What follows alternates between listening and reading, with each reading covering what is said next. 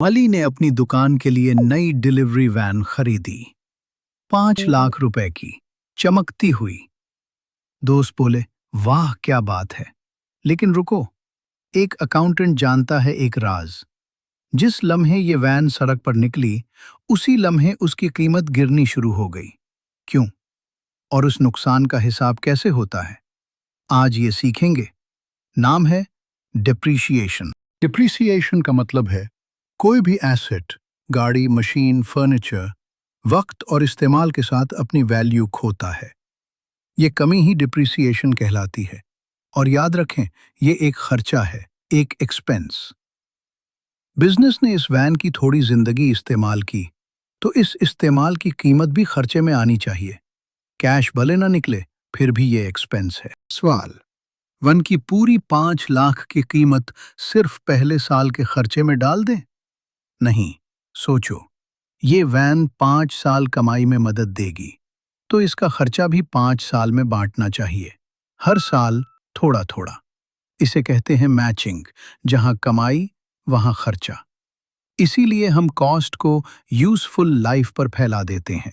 Formula सामने है। Cost 5 lakh, scrap value 50,000, life 5 साल। हर साल की डिप्रिसिएशन क्या बनेगी, सोचें। फॉर्मूला कॉस्ट माइनस स्क्रैप तकसीम यूजफुल लाइफ। 5 लाख माइनस 50,000 यानी 4,50,000 तकसीम 5। जवाब 90,000 हर साल। ध्यान दें, स्ट्रेट लाइन में हर साल एक जितनी डिप्रिसिएशन, इसीलिए बुक वैल्यू एक सीधी लाइन में नीचे आती है और 5वें साल के आखिर में ठीक स्क्रैप वैल्यू 50,000 पर रुक जाती है। दूसरा तरीका, रिड्यूसिंग बैलेंस। हर साल फिक्स्ड परसेंटेज, फर्ज करें 20%, लेकिन बची हुई बुक वैल्यू पर। पहले साल की डिप्रिसिएशन 5 लाख का 20%। सोचें, रिड्यूसिंग बैलेंस में परसेंटेज वही रहता है, मगर हर साल छोटी होती। बुक वैल्यू पर लगता है। पहला साल 5 लाख का 20%, 1 लाख।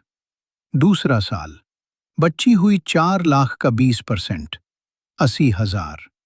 तीसरा 3,20,000 का 20%, 64,000।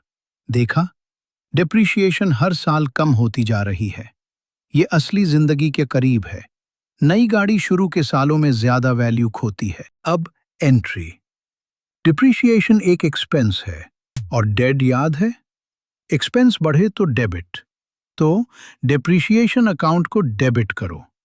और दूसरी तरफ एसेट की वैल्यू घटती है, इस कमी को अक्यूमुलेटेड डिप्रिसिएशन में क्रेडिट करो। साल के आखिर में डिप्रिसिएशन प्रॉफिट एंड लॉस में एक्सपेंस बनकर जाता है और बैलेंस शीट में वैन अपनी नेट बुक वैल्यू यानी कॉस्ट माइनस अब तक की सारी डिप्रिसिएशन पर दिखती है, कभी पुरानी कॉस्ट पर नहीं। एग्जाम टिप्स, हाइलाइटर निकाल ले। 1. डिप्रिसिएशन नॉन कैश एक्सपेंस है, कैश नहीं निकलता फिर भी एक्सपेंस। 2. स्ट्रेट लाइन, हर साल बराबर, रिड्यूसिंग बैलेंस, हर साल कम। 3. फॉर्मूला कॉस्ट माइनस स्क्रैप तकसीम life. 4. Depreciation debit, accumulated depreciation credit. 5. Balance sheet में एसेट हमेशा नेट बुक वैल्यू पर, कॉस्ट माइनस अक्यूमुलेटेड डिप्रिसिएशन। ये 5 पक्के फुल मार्क्स। तो याद रखें, एसेट वक्त के साथ वैल्यू खोता है, ये डिप्रिसिएशन है, एक एक्सपेंस। कॉस्ट को यूजफुल लाइफ पर बांटो, चाहे स्ट्रेट लाइन से बराबर या रिड्यूसिंग बैलेंस से घटता हुआ। आज का चैलेंज, अली की वैन, रिड्यूसिंग बैलेंस 20%, तीसरे साल के आखिर पर बुक वैल्यू क्या होगी? हिंट, पहले 2 साल की डिप्रिसिएशन घटा दें। जवाब कमेंट में।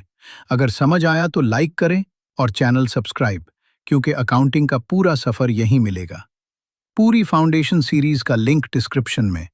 मिलते हैं अगले वीडियो में। अपना ख्याल रखें।